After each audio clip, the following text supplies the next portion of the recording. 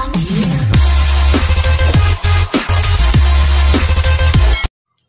ayun na, magandang araw sa inyo lahat mga paps. May gagawin tayo ngayon bali nagawa ko na pala to. Tapos meron tayong kwentuhan sa mga ginawa natin dito, no. Bali ito isang Divan 39 inches. Bali yung model nito ay Divan 39 DL641. Ayan. So, yun okay na siya, goods na. Kasi nagawa na natin to. So, yung problema pala nito ay yung kanyang MCU, yun MSD 6306F PUD. Then, napalitan na rin natin yan, ayun napalitan natin yan, tapos nilagyan natin ng heatsink kasi malakas pala uminit yung MCU natin, no? So, yung pag-uusapan natin is paano natin madidetect kung sira yung MCU natin. Bali, yung problema pala nito, standby lang siya. Nagkukulay red lang yung kanyang standby mode, tapos kahit anong power on mo dito at saka remote ayaw niya mag power on. So ang share natin ngayon is paano natin siya nadidetect o nalaman na ito yung problema, yung MCU niya. So pero bago yan ay shoutout muna tayo, no? Shoutout ko muna yung ating mga kaibigan na napa-shoutout sa mga previous video natin. Yan, so shoutout muna kay Edison Verso ng Los Baños, Laguna. Shoutout sa iyo, bro. Dark Fox Mototech from Dark Fox ayan, isang tech vlogger, isang vlogger dito, sana suportahan natin. Shoutout sa iyo, bro. At kay John P Technician, isang tech vlogger, suportahan natin. Ayan, shoutout sa iyo, master. Shoutout din kay Buenvenidos Multitektronics, no? Kaibigan natin tech vlogger to, sana suportahan natin from Zamboanga City. At kay Muhayden Ponte, no? From Amrex Tech, Sambales, shoutout sa iyo, bro. Shoutout din kay Warley Earlier Santelices, no? Maraming salamat sa iyo, master. Shoutout sa iyo. Shoutout din kay Claudine Nagor.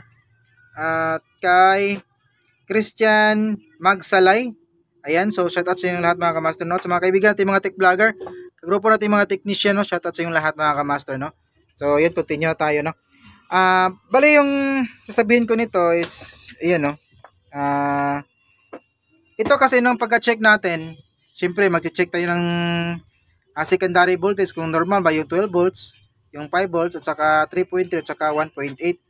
So, dito tayo nagtitest, no? Pansin yung yan, yung regulator na yan. Bali yung regulator na to, yan yung nadadala sa may 1.8 tapos 3.3.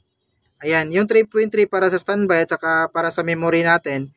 Tapos yung 1.8 naman, supply yan ng sa ating MCU. Ayan. So, ganito siya. Pansin nyo, ito. Tutok natin, tapos meron tayong tester, no? Ayan, no? Konting tips lang naman to sa mga newbie at mga nagsisimula pa lang, no? Kasi sa mga master ay maning-mani na to. So, dito sa kanyang first pin ito yung 1.8 natin. By dalawang pins sa may 1.8. Ayan, no? 1.8. Kita ba? Ayan. Then, ito naman, kabila, ayan, yung katabi, sa may side na to, ito yung 3.3. Ayan, o. Kita ba? Against the light kasi, ayan, 3.3. So, nung unang, nito, pagka-check ko siya, kahit naka-standby siya, andun pa rin yung 1.8. So, pag normal working, tawag doon? Pag normal na trabaho kasi nito, yung regulator na yan, kung good yung ating MCU, buo yung ating circuit. Ito, ipa-power off lang muna natin. Ayan. Ipa-power off ko muna. Ayun, patay na yung backlight natin. So, yung normal sana nito, pag naka-standby siya, for example, nasaksak na natin. Pagkasaksak mo, medyo aangat yung 1.8 tapos bigla siyang mawawala. So, saka na lang siya babalik yung 1.8 kapag napapower on mo na yung unit. So, ito ngayon, check natin to. Naka-standby mode tayo. Ayan, naka-standby yung unit natin. So, check natin to. Yung meron lang nito is yung 1.3, 3.3, Yung 3.3 natin, nakatutok yung test pad natin. Yan, 3.3. Tapos, yung 1.8 natin, wala yan. Ayan, nakatutok tayo sa 1.8 na linya. Ayun, wala yan. Saka na lang yan babalik or lalabas kapag napapower on na natin yung unit.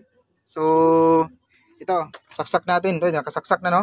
Kasi ipapower on natin yung unit ngayon. So, kanina, nang hindi pa natin napalitan ng MCU, ayan, hindi pa napalitan natin yan, kahit anong pindot mo dito, ayaw talaga siyang mapower on kasi naka-steady na yung 1.8 dito.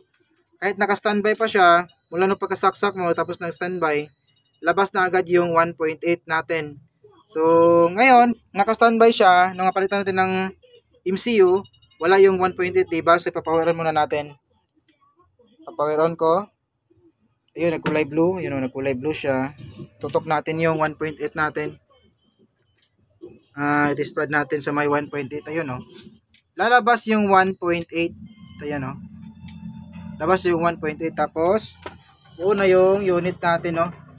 So, kasi yung pag-detect nito, wait, pupunutin ko muna. Kasi meron tayong mahalagang sasabihin, no? So, yung ito, kasi na-fix ko na to eh. Bali, binalikan ko lang para magawa tong video. Kasi meron pang mga kaibigan natin yung nagsisimula pa lang na hindi pa alam tong ganitong pamamaraan, no? So, ito pala, sabihin ko na lang, di na lang isasaksak ulit, no? Itong supply ng ito, yung dalawang paa na to, ito, tapos ito. Pag naka-standby yan, pag nakasaksak yung unit natin, meron yan, presence yung 5 volts dito. Tapos, lalabas din yung out niya na 3.3. Tapos, ito naman, supply na 5 volts, tapos yung out niya 1.8.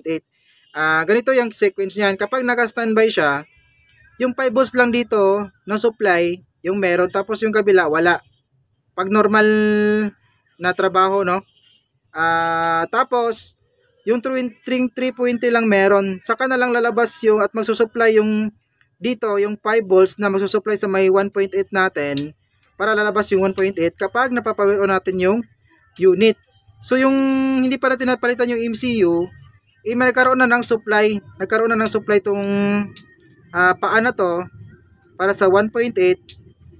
Dahil yan, yung switching dito, may problema na yung MCU natin eh. So, galing yan. Yung dalawang supply nito, ito, 5 volts yan. Tapos ito, 5 volts yan. Sa may 1.8 tapos 3.3. Galing yan dito. Ayan, no?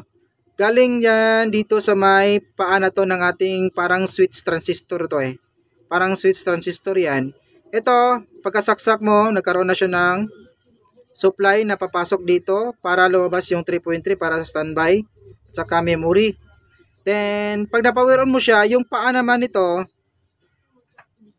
ito, magkakaroon na siya ng 5 volts na magsusupply naman dito sa paa na to para sa 1.8 para palabas yung 1.8.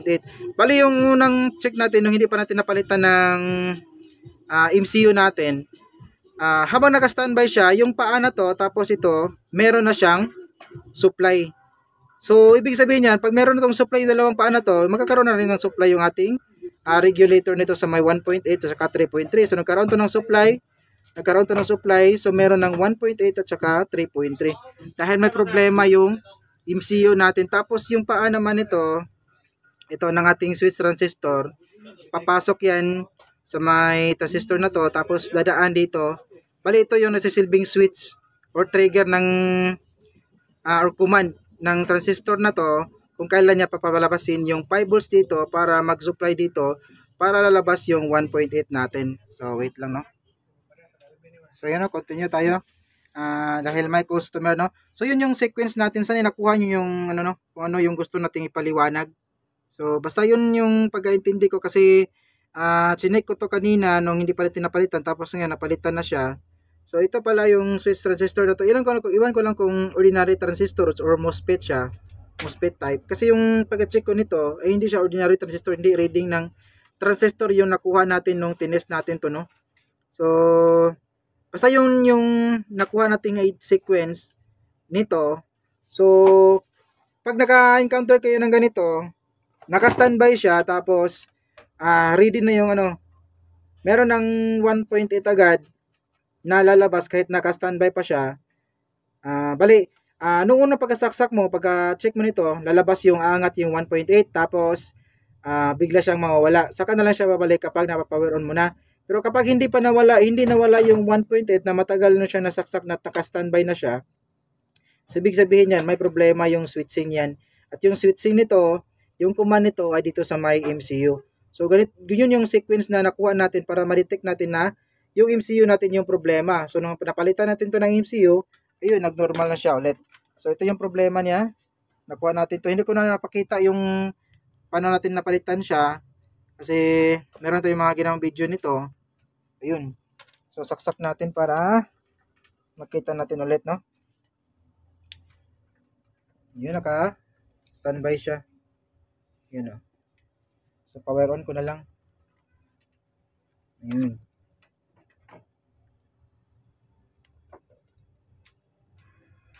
Ayun, goes na ulit yung unit natin, no?